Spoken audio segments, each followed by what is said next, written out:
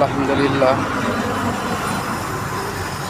সিলেট শহরে এসে নিজেকে অনেক ধন্য মনে হয়।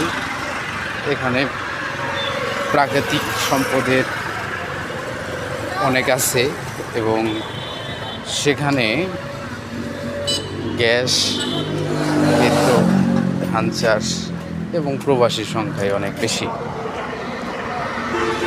তো আমি মনে হয় এখানে এসে ভুল করিনি।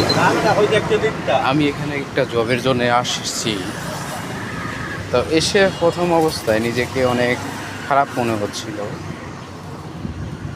দেখি আল্লাহ কতদূর পর্যন্ত নিজেকে চাকরিতে এগিয়ে নিতে পারি।